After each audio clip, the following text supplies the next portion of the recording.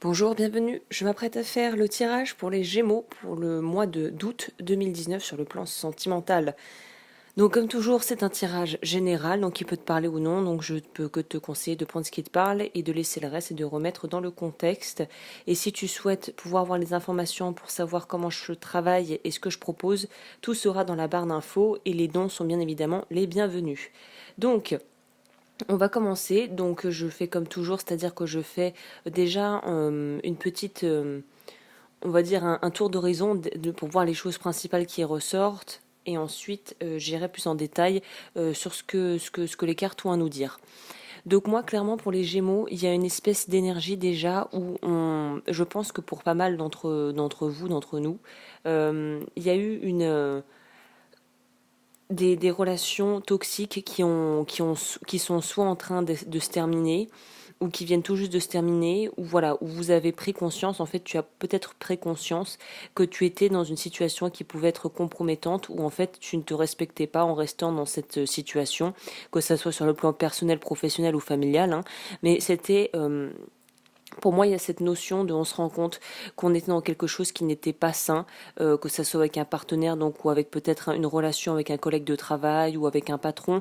Mais il y a vraiment cette idée de savoir maintenant, avec une certaine conviction, qu'on était dans quelque chose qui n'était pas sain et que dorénavant, on veut des relations beaucoup plus sincères, beaucoup plus honnêtes et beaucoup plus simples. J'ai l'impression que pour beaucoup de Gémeaux, la couleur un peu de cette fin d'été, enfin de ce mois d'août, c'est de vouloir la paix et la tranquillité d'esprit et de vouloir être respecté, être entendu et surtout être dans la vérité. Il y a encore cette idée de... Je crois que le mois dernier, il y avait ça, ou c'est peut-être le tirage général des Gémeaux. On est encore dans cette idée de vouloir la vérité, en tout cas de chercher une certaine vérité, une certaine forme de compréhension par rapport à ce que l'on a pu vivre ou ce que l'on peut vivre encore actuellement. Donc on est passé par la fameuse phase d'éclatement du Tao, la carte 23.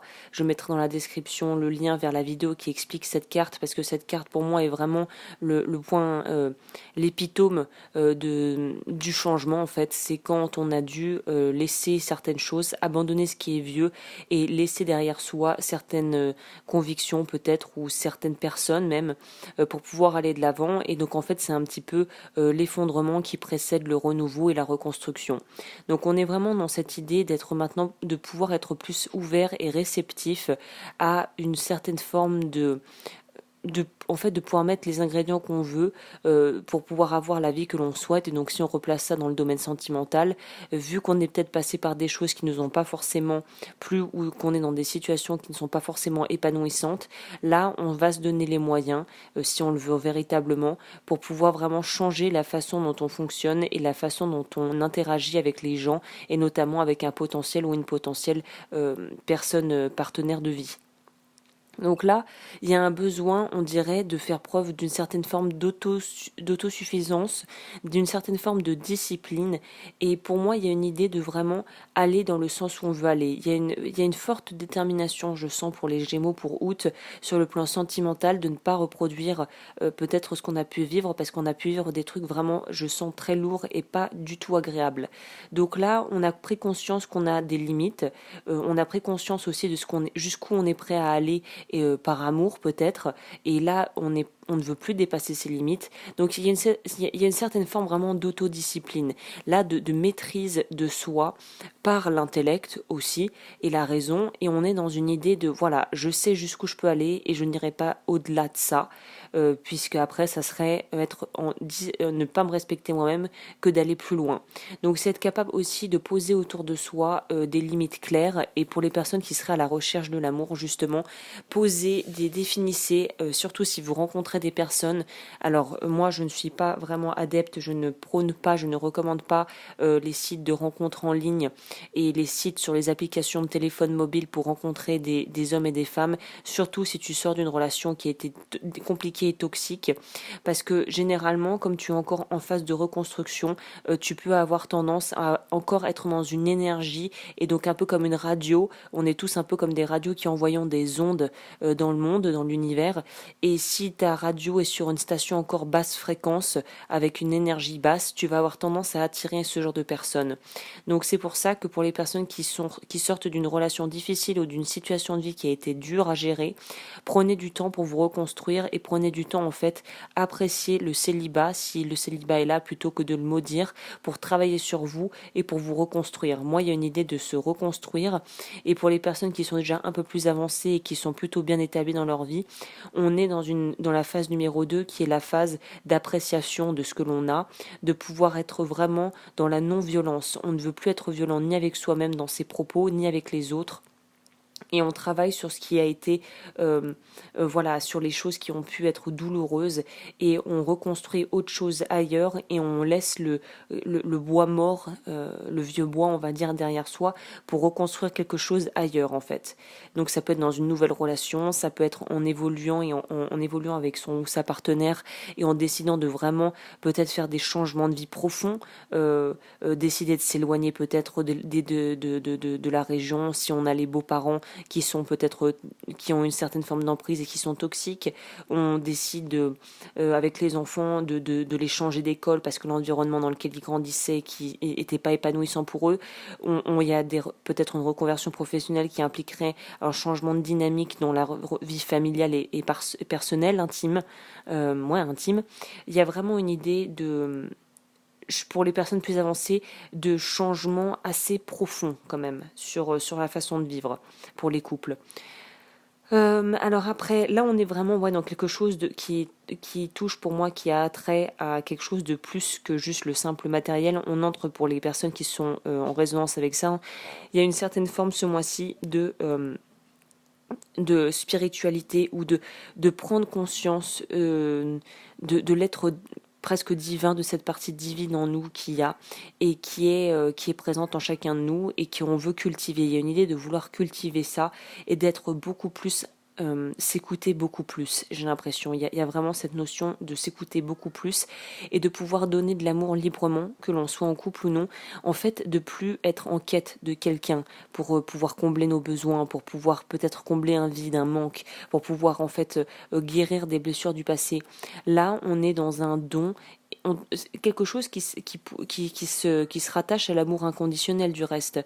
On est dans cette idée de pouvoir donner sans attendre en retour, de juste profiter.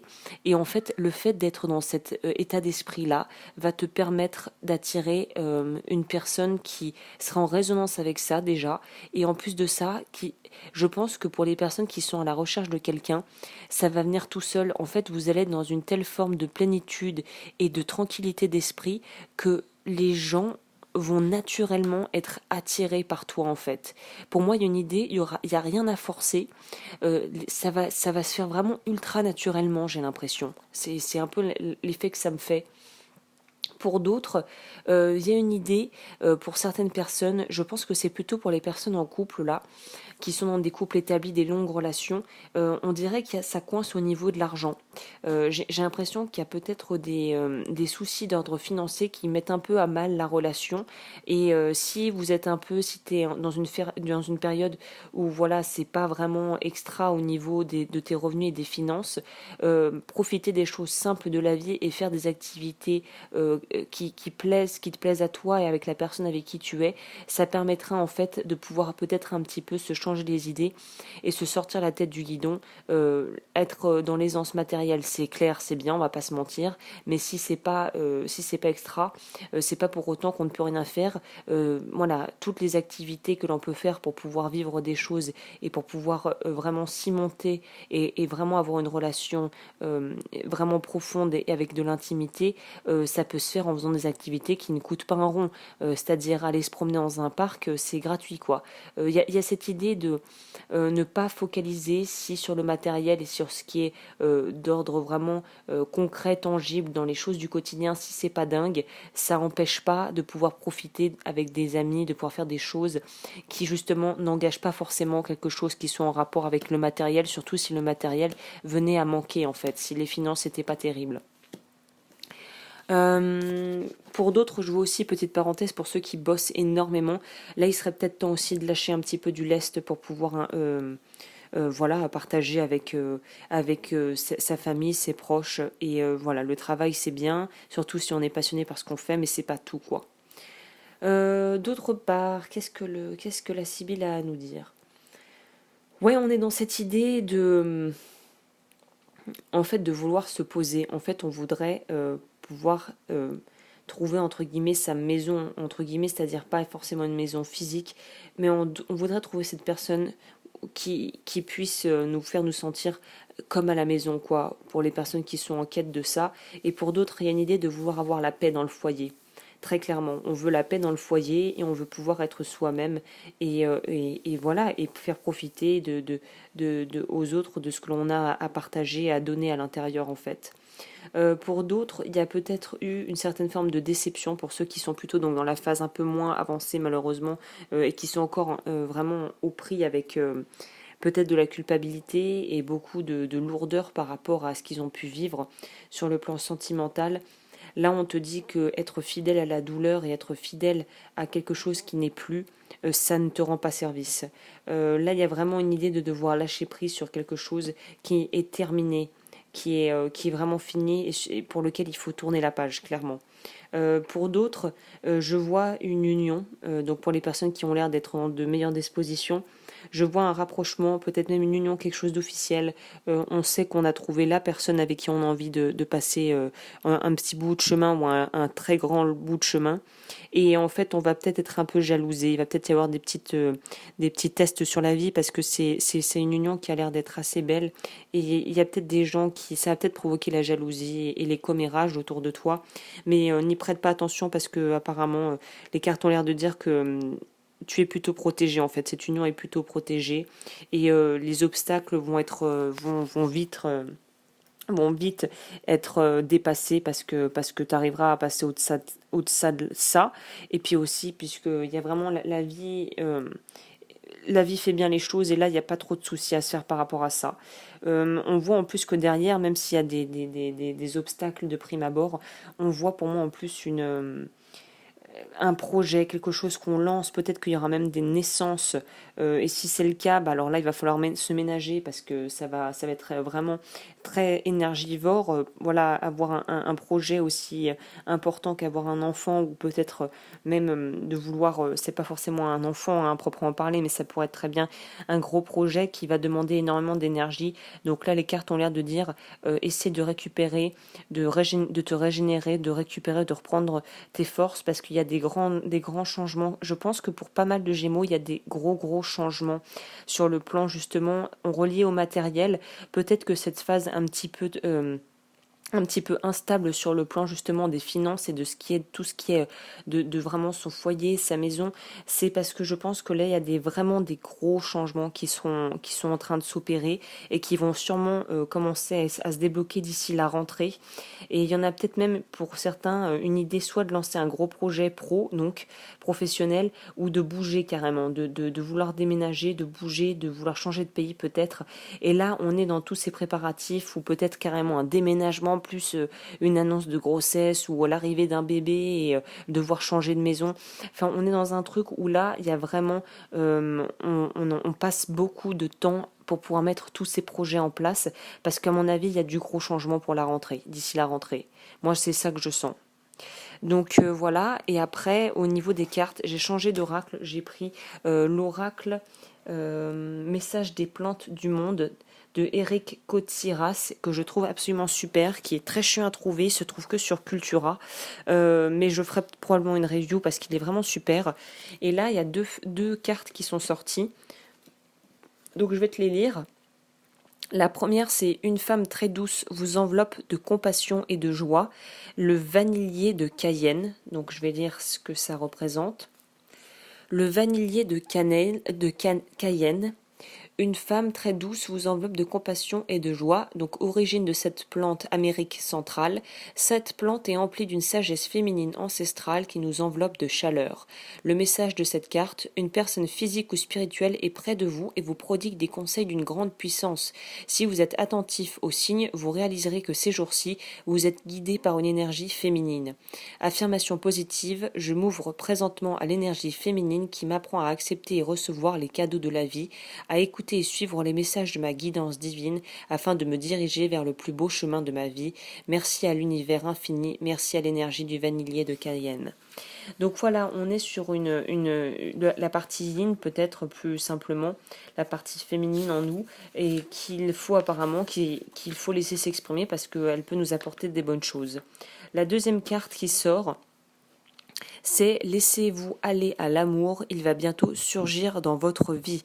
Et ça, c'est la carte 42 du théière, Camellia sinensis, pour le nom latin, je suppose. Alors, origine Chine. Le camélia de Chine est également appelé le théière puisque vous le connaissez sûrement dans vos tasses en tant que thé vert.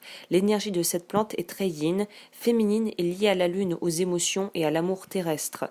Le message, le moment présent est propice pour ouvrir votre cœur à l'amour. Peut-être avez-vous l'impression qu'il n'existe que dans les contes de fées ou simplement que vous ne le méritez pas. Rassurez-vous, tout le monde mérite de vivre l'amour. Dans ce cas, demandez à haute voix à l'aide du camélia afin de purifier votre esprit et d'ouvrir votre cœur. Vous méritez de vivre une histoire d'amour basée sur la spiritualité et l'amour inconditionnel. Donc c'est très étonnant parce que là au final on est sur deux puissances féminines. Donc là laisse exprimer le féminin. Alors même si tu es un homme, on te demande pas de transformer en femme. C'est vraiment une idée de se laisser aller à la douceur et à quelque part ce que tu aimais. Pense là spontanément à une femme dans ta vie qui a pu te marquer étant enfant et essaie de récupérer, de ressentir l'énergie que tu ressens, comment tu te sens dans ton corps en pensant à cette personne, à cette femme que tu as ou que tu as aimé ou que tu aimes encore, qui t'a apporté quand tu étais enfant. Et prends cette énergie et garde-la avec toi. Et vraiment, apparemment, comme je le disais, il y a du changement, à mon avis, pour pas mal de Gémeaux sur le plan du cœur, là, pour le mois d'août. Donc, voilà, écoute, je crois que j'ai dit tout ce que j'avais à dire sur le sujet. Comme toujours, donc voilà, toutes les informations sont dans la barre d'informations, juste en dessous de la vidéo. Et je te dis à bientôt pour de nouveaux tirages.